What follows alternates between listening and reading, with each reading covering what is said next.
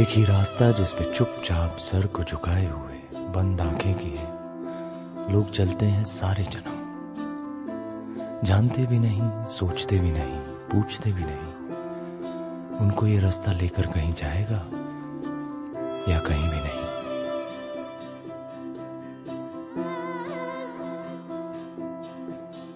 चलते चलते कहीं एक मोड़ आता है, सीधे रास्ते से बिल्कुल अलग। कोई दीवाना ही होता है जो कि उधर जाता है, वरना बाकी तो सब सीधे रास्ते पे ही अपने सारे जन्म चलते हैं। सर झुकाए हुए, बंद आंखें किए और ये दुख लिए। मोड़ जो देखा था उस पे मुड़ जाते हम, तो न जाने कहां तक पहुंच पाते हम।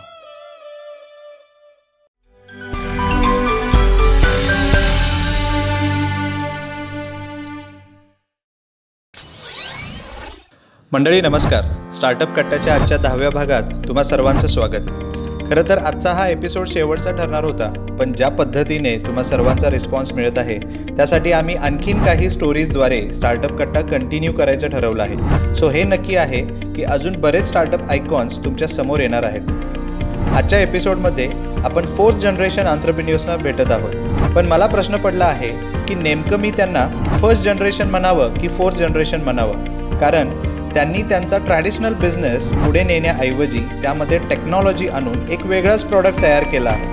आणि विशेष म्हणजे फॅमिलीकडून कसलंही कॅपिटल न घेता. कोल्हापुरातील दामोदर शिवराम आणि कंपनी आज चहासाठी सुप्रसिद्ध आहे. तरी देखील या सेट फॅमिली बिझनेसमध्ये त्यांची चौथी पिढी यांना चहाच्या ट्रॅडिशनल बिझनेसपेक्षा आज मार्केटच्या नीडप्रमाणे आणि टेक्नॉलॉजीच्या साथीने स्मार्ट ब्र्यू हा स्टार्टअप सुरू केला. यासाठी गद्रे फॅमिलीमधून 3 इडियट्स एकत्र आले, 2 सिद्धार्थ आणि 1 सिद्धांत. त्यांनी एक असा प्रॉडक्ट बनवला जो आज आपल्या देशातील लेटेस्ट टेक्नॉलॉजीचा चहा आणि कॉफी वेंडिंग मशीन आहे. चला तर बोलूयात सिद्धार्थ गद्रेशी, जो आपल्याला सांगेल त्यांची स्टार्टअप स्टोरी.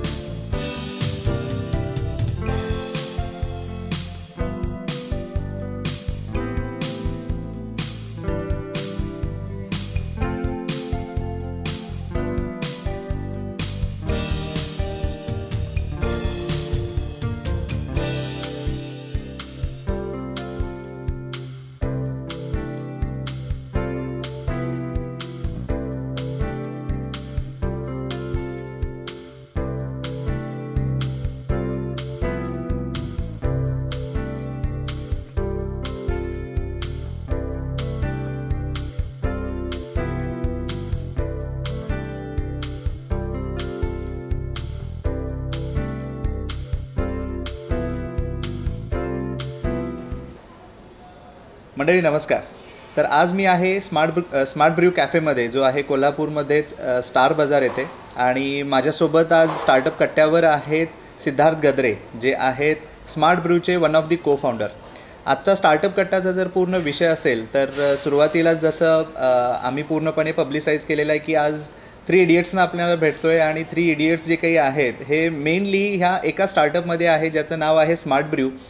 खूप स्मार्टली यांनी हा एक इनोव्हेटिव्ह मॉडेल केलेला आहे, ज्याच्यामध्ये अगदी तुम्ही चहा किंवा कॉफीचे वेंडिंग मशीन जर बघत असाल तर याच्यामध्ये खूप चांगल्या पद्धतीनं इनोव्हेट त्यांनी केलेलं आहे. मशीन लर्निंग असेल, आर्टिफिशियल इंटेलिजन्स असेल, डेटा असेल, याचा प्रॉपरली यूज करून, युटिलायझेशन करून त्यांनी हे इनोव्हेशन केलेलं आहे. याच इनोव्हेशनबद्दल आपण भरपूर जाणून घेणार आहे. त्याआधी मी सिद्धार्थ तुझं स्वागत करतो आहे स्टार्टअप कट्ट्याच्या या 10व्या भागामध्ये. सिद्धार्थ, माझा पहिला प्रश्न तुला आहे की मेनली स्मार्ट ब्र्यूच्या आधीसुद्धा म्हणजे आपण बऱ्याच गोष्टी जाणून घ्यायच्या आहेत स्मार्ट ब्र्यूबद्दल, बट त्याच्या आधी मला तुम्हा तिघांचं बॅकग्राऊंड मला जे आहे ते इथं उलगडायचं आहे ऑडियन्ससमोर. नेमकं तुमचं एज्युकेशन काय झालेलं आहे, नेमकं तुमचा बॅकग्राऊंड काय आहे आणि तुम्ही एकत्र कसे आला ॲज अ को फाउंडर? बेसिकली 3 को फाउंडर्सपैकी मी आणि माझा भाऊ आहोत, आणि तिसरा आमचा नेबरच आहे जो आमचा लहानपणापासूनचाच मित्र होता. ओके. आणि मी बेसिकली CA करत होतो.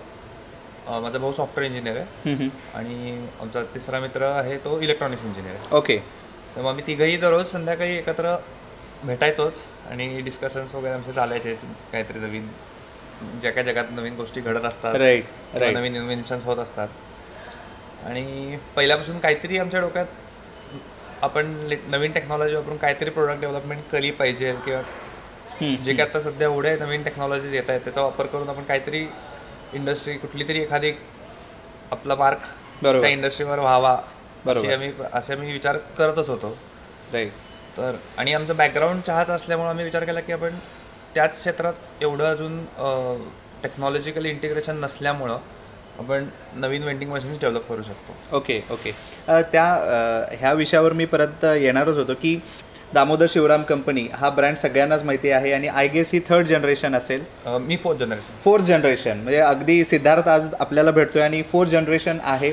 आणि पूर्णपणे जर आपण बघितलं दामोदर शिवराम कंपनी आणि जो काही ब्रँड आणि जी लिगसी ज्याबद्दल आपण बोलतोय ही, पण हीच पूर्णपणे लिगसी असताना किंवा ह्या बिझनेसची पूर्ण हिस्ट्री असताना तुम्हाला असं का वाटलं की आपण काहीतरी नवीन इनोव्हेट करावं? म्हणजे का नाही आपण म्हणजे आत्तापर्यंत जे जनरेशन टू जनरेशन चालत आलेलं आहे तेच आपण कॅरी फॉरवर्ड करूयात? रादर तुम्ही हा विचार का केला की काहीतरी नवीन इनोव्हेट करूयात आपण? बेसिकली आम्हाला टेक्नॉलॉजी वापरून कुठलं ना कुठला तरी सेक्टर हे करायचा होताच, मार्केट मिळवायचं होतंच. फक्त आम्हाला प्रोडक्टच्या आयडियाज एवढ्या येत नव्हत्या, त्यामुळे आम्ही विचार केला की ज्यात आपल्याला जास्त नॉलेज आहे, ज्यात आपल्याकडे एवढं आधीचा डेटा आहे, इतकं सोर्सिंगचा सपोर्ट आहे, तोच सेक्टर आपण का नाही व्यवस्थित पूर्णपणे कॅप्चर करायचा प्रयत्न करत नवीन टेक्नॉलॉजी वापरून. आणि जेव्हा आम्ही मार्केटला स्टडी केलं तेव्हा आमच्या लक्षात आलं की ऑथेंटिक चहा, आपला इंडियन पद्धतीचा चहा बनवणारं मशीन मार्केटमध्ये नाहीच आहे.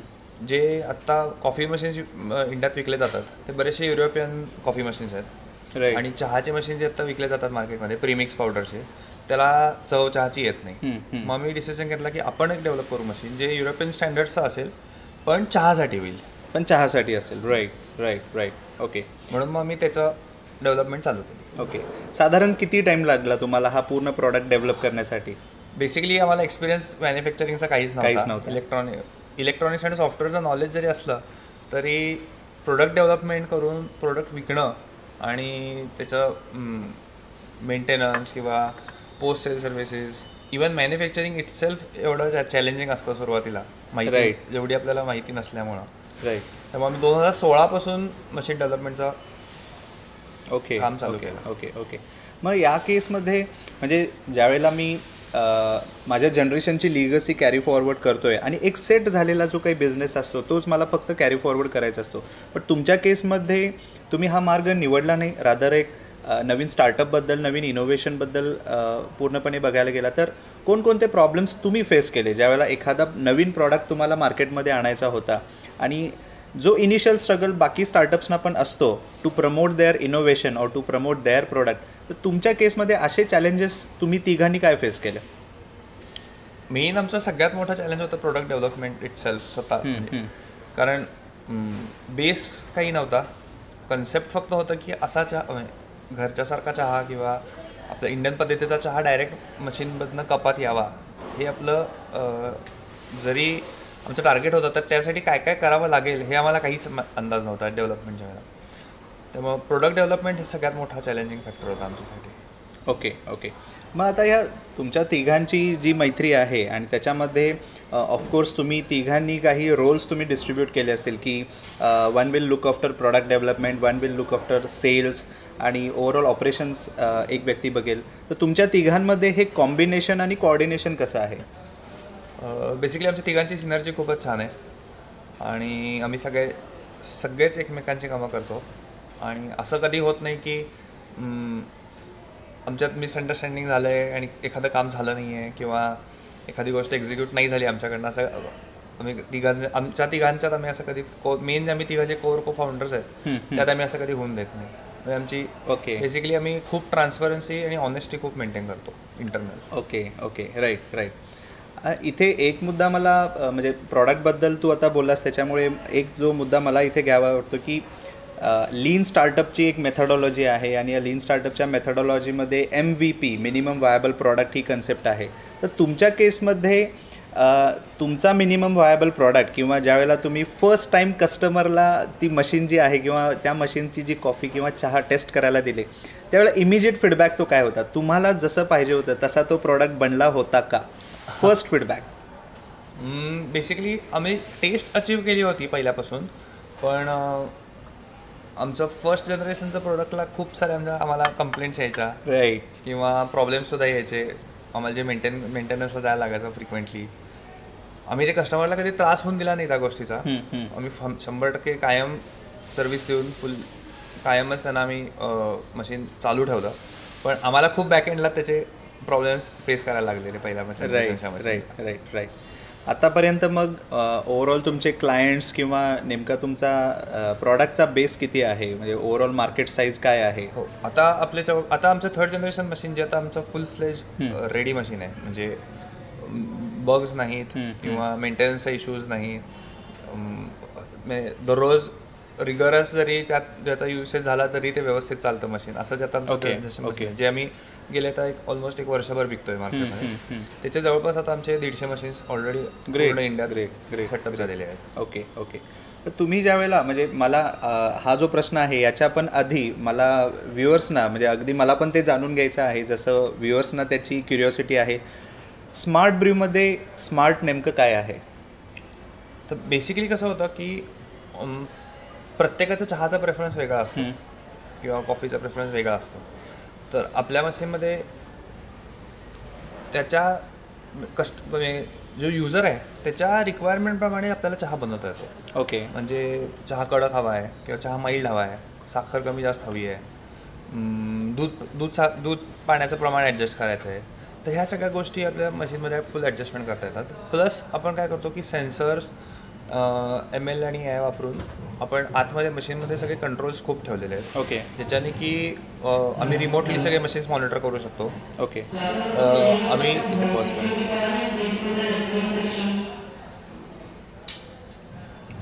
येस.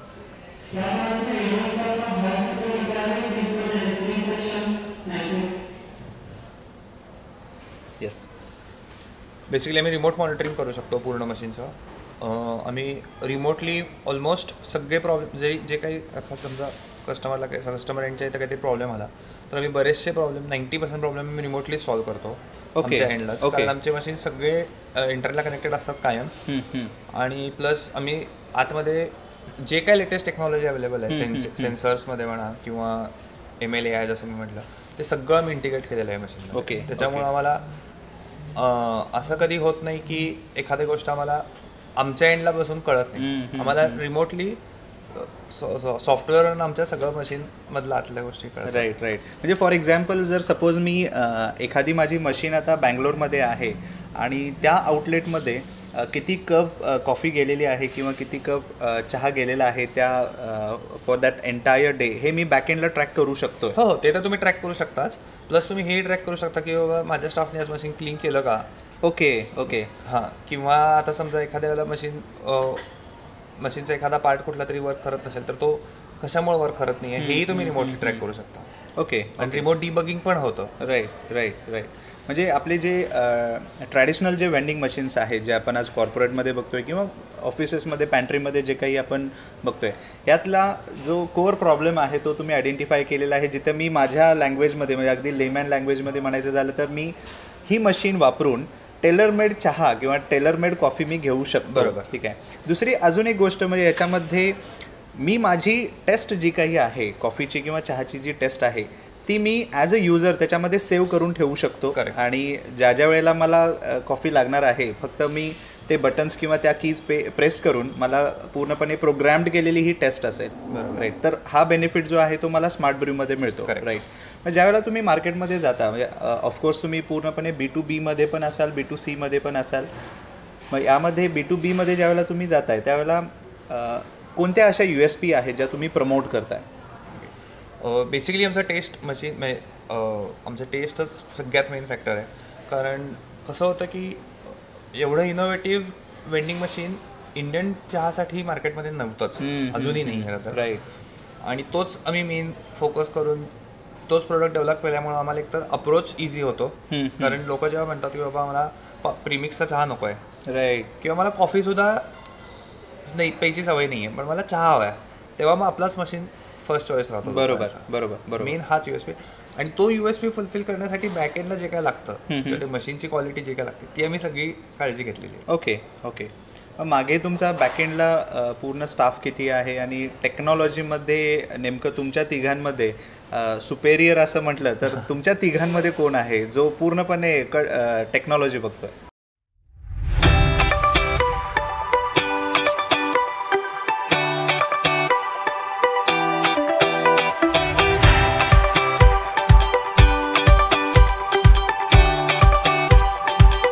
ॲक्च्युली सिद्धांत माझा भाऊ आणि माझा दुसरा मित्र सिद्धार्थ, तो पण सिद्धार्थच आहे. राईट. आम्ही तिघही सेड आहोत. राईट. तर ते लोकं बेसिकली अगदी कोर टेक्नॉलॉजीमधले आहेत. ओके. इलेक्ट्रॉनिक्स आणि सॉफ्टवेअर. ओके. त्यामुळं मेन सगळं इलेक्ट्रॉनिक्स आणि सॉफ्टवेअर लोकच बघतात.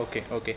तरीसुद्धा म्हणजे आता प्रॉडक्ट डेव्हलपमेंटचं काम पूर्णपणे झालेलं आहे, कुठलेही बग्स आता ह्याच्यामध्ये नाही आहेत. तुम्ही जवळजवळ 150 ते 200 क्लायंटपर्यंत रीच झालेलं आहे all over India with latest technology, जे काही आज अपग्रेडेड आणि अपडेटेड आहे. तरीसुद्धा आजच्या डेटला तुला as a one of the को फाउंडर काय चॅलेंजेस आहेत? आता बेसिकली स्केलेबिलिटी हा आमचा सगळ्यात मोठा इश्यू आहे. राईट.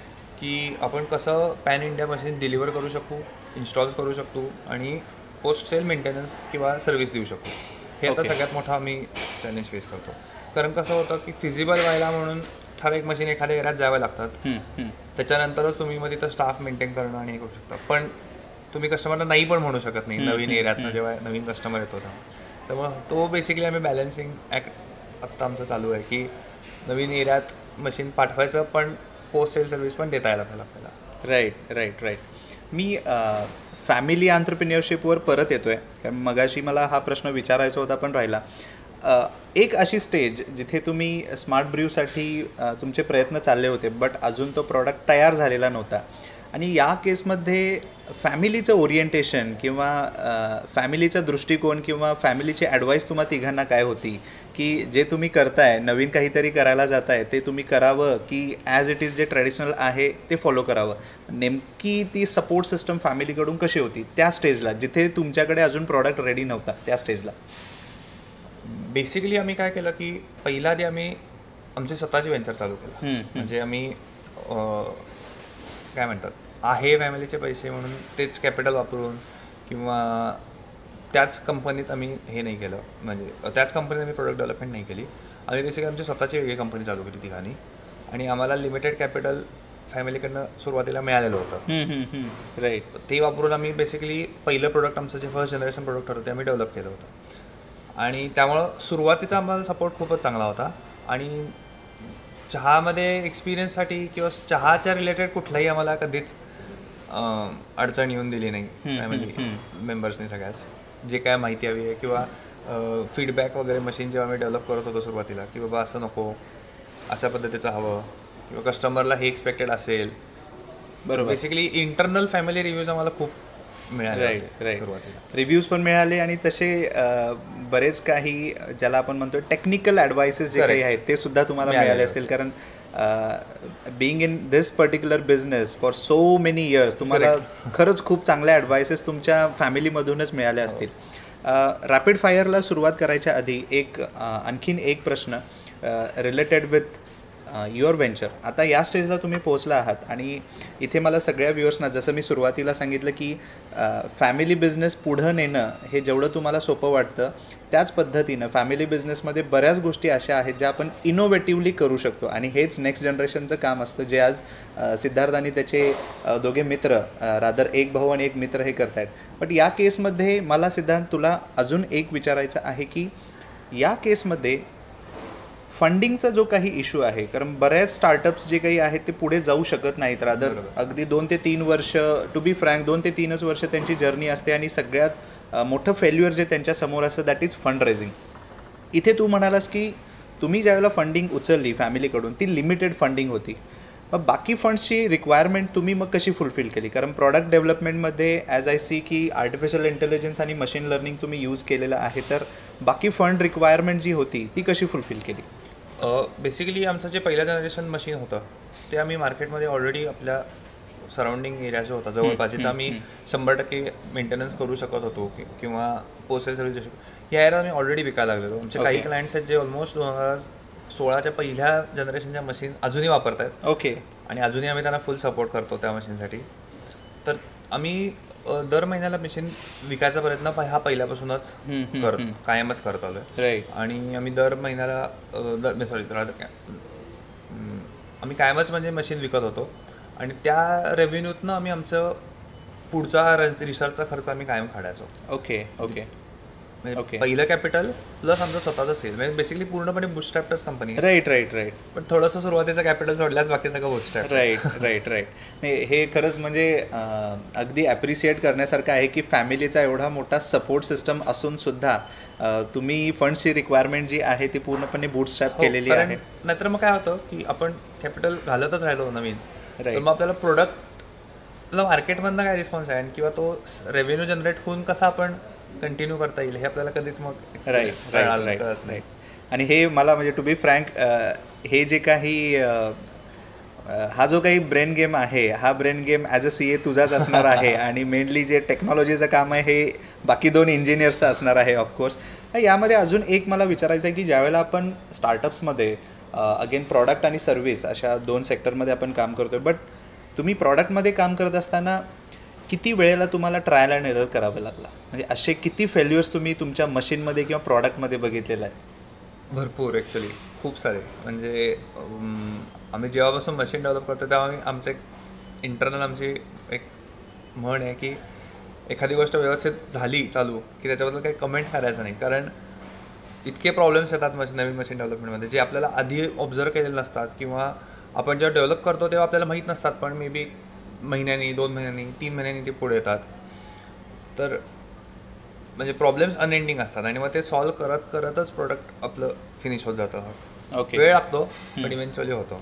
मग अशी एखादी स्टेज त्या प्रॉडक्ट डेव्हलपमेंटच्या वेळेला जिथे तुम्हाला वाटलं असेल की नाही यार अभि छोड दो, जे आहे तेच आपण कंटिन्यू करूया आणि इथेच आपण आता हे थांबूयात, असे एखादी अशी स्टेज जिथे ही इच्छा नाही का झाली? अशी इच्छा खूपदा व्हायची आमची, पण आम्ही कधी गिव्हअप नाही केलं. Right right right right.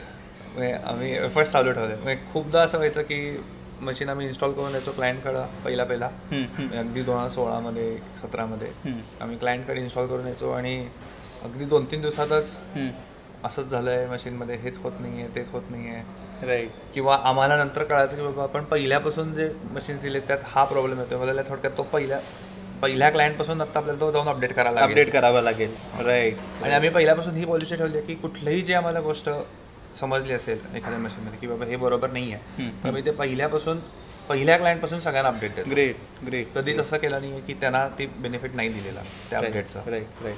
म्हणजे हार्डवेअर असेल, सॉफ्टवेअर असेल, सगळं. Right right. आता तू कस्टमर्स बद्दल बोलत होतात, तो तुमचा जो क्लायंट आहे. आता एक प्रश्न जो मी नेहमीच माझे जेवढे काही गेस्ट आहेत त्यांना विचारत असतो आणि सेम प्रश्न मी तुलासुद्धा विचारतो की आत्तापर्यंतचा सगळ्यात चांगला अगदी सर्वोत्तम कस्टमर फीडबॅक तुझ्यासाठी कोणता आहे फ्रॉम डे वन? बेसिकली आमचं बँगलोरचं क्लायंट आहे, IT कंपनी आहे. त्यांच्याकडे आम्ही आता आमचं लेटेस्ट मशीन इन्स्टॉल केलं आहे. ओके. आणि आम्हाला असं एक्सपेक्टेड नव्हतं की ते एवढं यूज करतील, पण जवळपास त्यांच्याकडे दररोजचे ऑन अन ॲव्हरेज 200 कप चहा नॉनस्टॉप दिवसभर बनवतो. सो आम्हाला असं एक्सपेक्ट होतं की बाबा मे बी 40-50 लोक दुपारच्या ब्रेकमध्ये जाऊन पितील. पण आम्ही जेव्हा आता डेटा ट्रॅक करतो तेव्हा आमच्या असं लक्षात आलं की सकाळी 9 वाजल्यापासून 7 वाजेपर्यंत जे काय ऑफिसमध्ये टाईम लोक असतात कंटिन्युअस मशीन चालू असतं आणि कंटिन्युअस लोक वापरतात. ओके. आणि जेव्हा आम्ही 1 महिन्याभराने त्यांचा फीडबॅक घेतला तेव्हा असं लक्षात आलं की सगळे त्यांचे एम्प्लॉईज आपलं मशीन वापरतात आणि सगळे खूप खुश आहेत. Great great great, wonderful insight. आपण आता इमिजिएटली रॅपिड फायर चालू करूयात. रॅपिड फायरमध्ये एक मी रिक्वेस्ट तुला करीन की जे काही क्वेश्चन्स मी तुला विचारतो आहे की ते टू द पॉईंट असावेत, विदाउट टेकिंग मच टाईम. माझा पहिला प्रश्न तुझ्यासाठी की हा जो पूर्ण स्टार्टअप कट्टा आहे हा आम्ही 3 इडियट्स म्हणून प्रमोट केलेला आहे आणि ऑफकोर्स तुम्ही 3 इडियट्स हे काम करत आहात. आणि मग यामध्ये ह्या 3 इडियट्समध्ये रॅन्चो नेमका कोण आहे? आमचा मित्र सिद्धार्थ. Okay okay okay. दुसरा प्रश्न, फॅमिली बिझनेस की स्वतःचा इनोव्हेटिव्ह बिझनेस? स्वतःचा इनोव्हेटिव्ह बिझनेस. ग्रेट. तुझ्या बिझनेससाठी बेस्ट मार्केट? बँगलोर आणि हैदराबाद. Okay okay. शेवटचा प्रश्न जो अगेन ऑब्वियस आहे बट स्टील मला जाणून घ्यायचा आहे, टी और कॉफी? टी.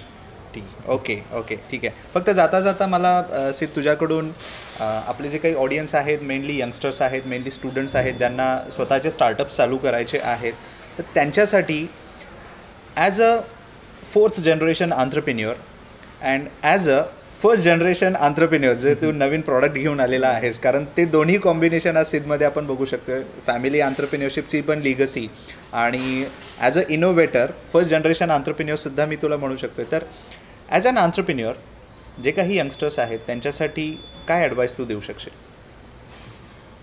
बेसिकली आता माझ्या असं लक्षात आलं की बिना टेक्नॉलॉजी आजच्या जनरेशनमध्ये विदाऊट टेक्नॉलॉजी किंवा विदाऊट इनोव्हेटिव्ह नवीन काही सर्व्हिस किंवा प्रोडक्टशिवाय आजच्या ह्याच्यात नवीन वर्ल्डमध्ये सर्वाईव्ह होणं खूप अवघड आहे. त्यामुळे नवीन टेक्नॉलॉजी वापरून नवीन प्रोडक्ट डेव्हलपमेंट किंवा नवीन सर्व्हिस प्रोव्हाइड करणं हेच सगळ्यात मोठं बेनिफिशियल सेक्टर आहे. आपण ट्रॅडिशनल बिझनेसमध्ये आज खूप डिफिकल्ट आहे कॉम्पीट करणं. राईट. म्हणजे मी आज 4th जनरेशन आहे म्हणून म्हणू शकतो की मी आज खरं चहाचा बिझनेस स्वतःवर कधीच चालू करणार नाही नवीन, कारण आज मला माहिती आहे की त्यात कॉम्पिटिशन केवढी. बरोबर बरोबर. पण मी चहाचं वेंडिंग मशीनचा बिझनेस चालू करू शकलो कारण तिथं इनोव्हेशनची खूप गरज होती आणि ते इनोव्हेशन आम्ही करू शकतो.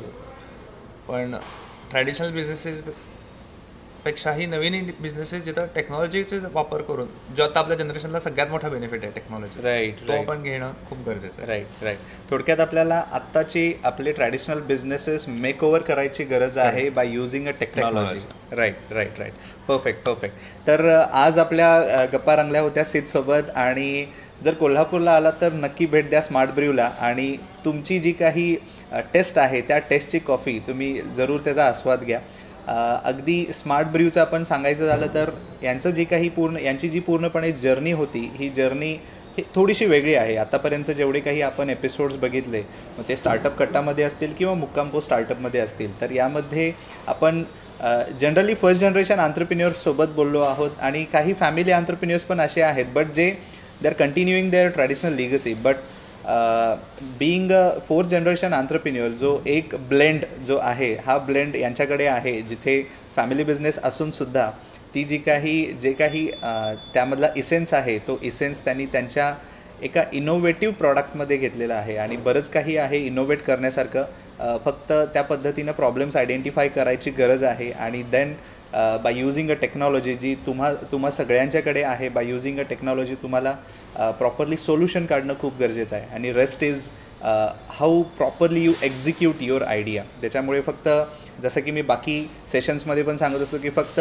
Idea is just 20%, 80% is all about execution. I hope हे सुद्धा तू ॲग्री करशील की 80% इज ऑल अबाउट एक्झिक्युशन. कोणत्या पद्धतीनं तुम्ही एक्झिक्यूट करताय याच्यावर बरंच काही डिपेंड आहे. आज आपण इथेच थांबतोय.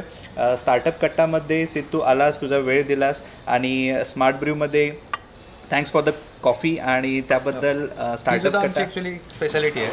राईट. बेसिकली फिल्टर कॉफीचे मशीन्स मार्केटमध्ये खूप कमी आहेत. ओके. आम्ही आमच्या चहाच्या मशीनमध्ये हे फॅक्टर लक्षात ठेवलं की फिल्टर कॉफी तेवढी चांगली व्हायला पाहिजे. Right right. त्यामुळं अख्खं इंडियाचं मार्केट आम्ही कव्हर करतो. साऊथचं फिल्टर कॉफी पण कव्हर करतो आणि पूर्ण इंडियातला चहासुद्धा cover. Perfect perfect perfect perfect combination. Siddh, startup कट्टातर्फे टीम ओपेक्सतर्फे आणि टीम प्लॅन बीतर्फे तुझं परत एकदा आभार मी व्यक्त करतो आहे. Thank you so much. आणि ऑडियन्सना परत एकदा मी विनंती करेन की कोल्हापूरला जर आलात तर स्मार्ट ब्र्यूचा आस्वाद नक्की घ्या. Thank you so much.